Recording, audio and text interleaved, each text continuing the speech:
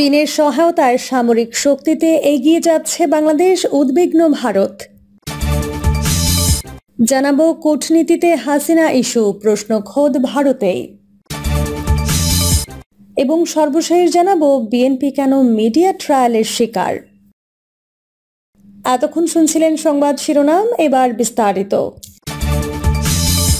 চীনের সহায়তায় সামরিক শক্তিতে এগিয়ে যাচ্ছে বাংলাদেশ, উদ্বিগ্ন ভারত।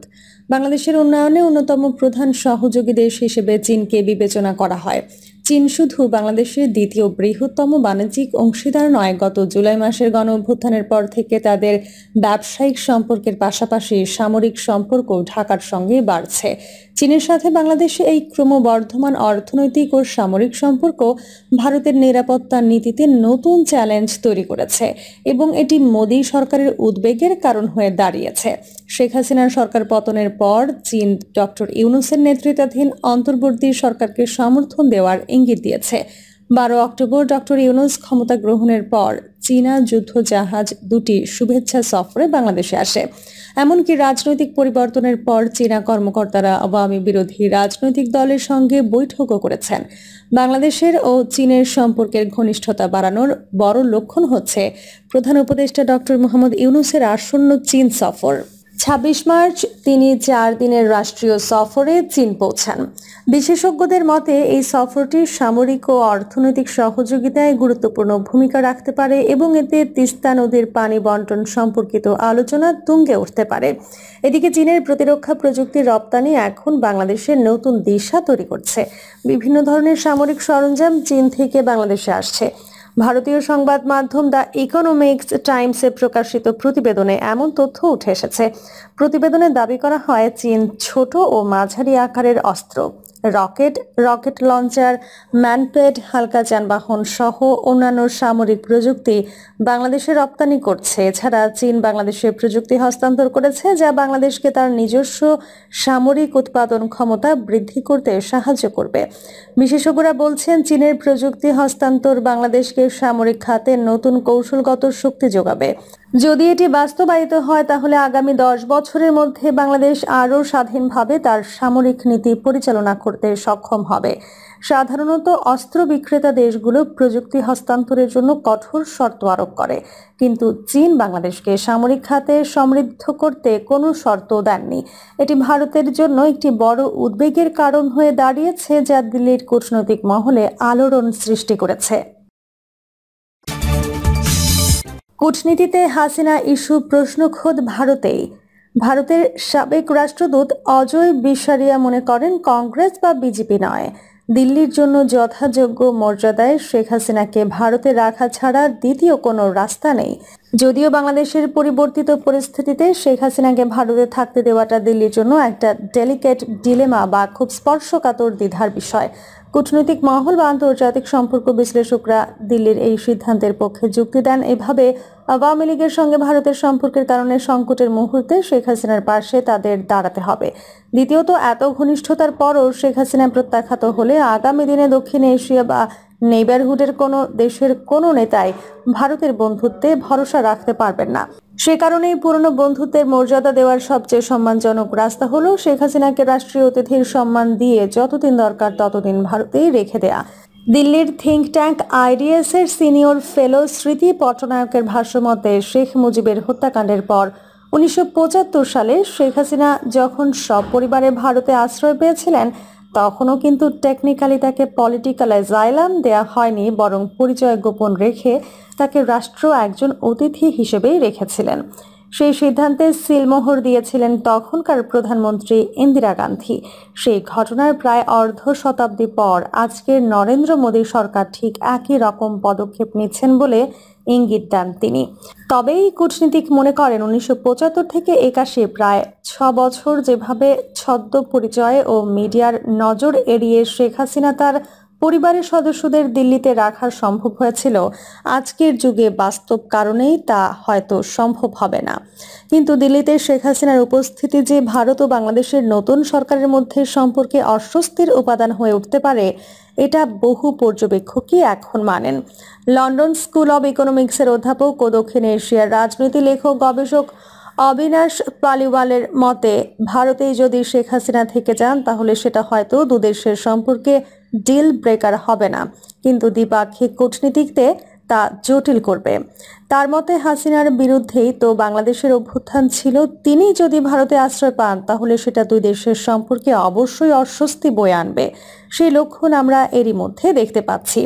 আর সেই আশ্রয় যদি ঘটা করে হয় তাহলে অবশ্য কূটনৈতিক জল ঘোলা হবে। দিল্লির জেএনইউতে সাউথ এশিয়া স্টাডিজের অধ্যাপক সঞ্জয় বরদাজ মনে করেন, ভারতে শেখ হাসিনাকে রাজনৈতিক আশ্রয় দেওয়ার আরেকটা বড় সুবিধা হলো তিনি এই স্বীকৃতিটা পেলে তাকে প্রত্যর্পণ করার বা বাংলাদেশের হাতে তুলে দেওয়ার যে কোনো অনুরোধ শুধু সেই যুক্তিতেই ফেরানো যাবে। তবে অসুবিধার দিকটা হলো শেখ হাসিনা ভারতের রাজনৈতিক আশ্রয় পেলে বাংলাদেশ সরকারের সঙ্গে ভারতের সম্পর্ক অবধারিতভাবে তিক্ত হবে। বাংলাদেশে একটা শ্রেণীর মানুষের মধ্যে ভারত বিরোধী মনোভাব হয়তো ইন্ধন পাবে। যেহেতু বর্তমান বাংলাদেশে ভারতের বিনিয়োগ ও স্টেক শত শত কোটি টাকার, তাই দিল্লি সেই ঝুঁকিটা আগ বাড়িয়ে নেবে কিনা সেটা একটা এখন দেখার বিষয়। স্মরণ করা যায়, বাংলাদেশের আন্তর্জাতিক অপরাধ ট্রাইব্যুনাল গত 17 অক্টোবর ফেরার শেখ হাসিনার বিরুদ্ধে গ্রেফতারি পরোয়ানা জারি করেছে এবং বাংলাদেশ সরকারও জানিয়েছে তারা এই নির্দেশ বাস্তবায়নে দ্রুত ব্যবস্থা নেবে। যদিও বাংলাদেশের পররাষ্ট্র মন্ত্রণালয়ের গত বৃহস্পতিবারের ব্রিফিংয়ে মুখপাত্র রফিকুল আলম বলেছেন, শেখ হাসিনাকে ফেরত চাওয়ার কাজে এখনও তার দপ্তর কোনো তৎপরতা শুরু করেনি। দিল্লির মুখপাত্র রণধীর জসওয়ালও জানিয়েছেন তারা বাংলাদেশে গ্রেপ্তারি পরোয়ানা জারির রিপোর্ট দেখেছেন, কোনো অনুরোধ এখনো পাননি। বিএনপি কেন মিডিয়া ট্রায়ালের শিকার? বিএনপি তার জন্মলগ্ন থেকেই কম বেশি মিডিয়া ট্রায়ালের শিকার হয়ে আসছে। ক্ষমতায় থাকতে কিংবা ক্ষমতার বাইরে উভয় ক্ষেত্রেই মিডিয়ার বিরূপ আচরণের শিকার হয়েছে। মিডিয়া কেন যেন বিএনপিকে খুব একটা সহ্য করতে পারে না। দলটি যতটা না খারাপ করে তার চেয়ে অনেক বড় করে তা দেখিয়ে এক ধরনের হুলস্থুল কাণ্ড বাঁধিয়ে দলটির ইমেজকে প্রান্তিক পর্যায়ে নিয়ে যায়। আমরা দেখেছি 91 সালে বিএনপি ক্ষমতায় আসার পর 94 সালের 20 মার্চ অনুষ্ঠিত মাগুরা 2 উপনির্বাচনে আওয়ামী লীগের প্রার্থীকে কারচুপি করে হারিয়ে দেওয়ার অভিযোগে সমস্ত মিডিয়া কিভাবে বিএনপি সরকারের উপর ঝাঁপিয়ে পড়েছিল। সেই সময় প্রবীণ সাংবাদিক শফিক রেহমান সম্পাদিত জনপ্রিয় সাপ্তাহিক যায় যায় দিনে মাগুরা হেডিং দিয়ে প্রচ্ছদ প্রতিবেদন করা হয়েছিল। এই প্রতিবেদনের মাধ্যমে বিএনপিকে একেবারে গুঁড়া করে দেওয়া হয়েছিল। শুধু যায় যায় দিনই নয়, সমস্ত পত্রপত্রিকা বিএনপিকে মৌমাছির মতো হুল ফুটিয়ে যাচ্ছিল, বিএনপিকে একেবারে তেনা তেনা করে ছেড়েছিল। বিএনপির শাসনামলের বাকি প্রায় 2.5 বছর পত্রপত্রিকাগুলো একেবারে বিপরীত মেরুতে অবস্থান নিয়েছিল। 96 সালের নির্বাচনের সময় এমন একটি পত্রিকা ছিল না যেটি বিএনপির ভালো কাজ নিয়ে 2টি লাইন লিখেছে। সে সময় দৈনিক জনকণ্ঠ নতুন। তখন পত্রিকাটির মতিঝিলের অফিসে গেলে দেখা যেত দেয়ালের একদিকে শেখ মুজিবের ছবি, আরেক দিকে জিয়াউর রহমানের ছবি। বিষয়টি ছিল এমন, পত্রিকা কর্তৃপক্ষ উভয়কেই সম্মান করে বা উভয় দিকেই রয়েছে। অথচ 96 সালে নির্বাচনের সময় পত্রিকাটি একচোখা হয়ে বিএনপির বিরুদ্ধে প্রতিদিন ব্যানার হেডিংয়ে নেতিবাচক প্রতিবেদন প্রকাশ করেছে। যদিও ধরে নেওয়া হয় বিএনপি খারাপ করেছে, ঠিক আছে, সেই খারাপটুকু লিখুক, তা না, যতটুকু খারাপ করেছে তাকে ভুলিয়ে ভাবিয়ে এমনভাবে উপস্থাপন করা হয়েছিল যে বিএনপির মতো খারাপ দল পৃথিবীতে আর একটিও নেই। শুধু জনকণ্ঠ নয়, অন্য সব পত্রিকা বিএনপির বিরুদ্ধে দাঁড়িয়ে যায়। অর্থাৎ বাংলাদেশের সব মিডিয়া একদিকে, বিএনপি সরকার আরেক দিকে।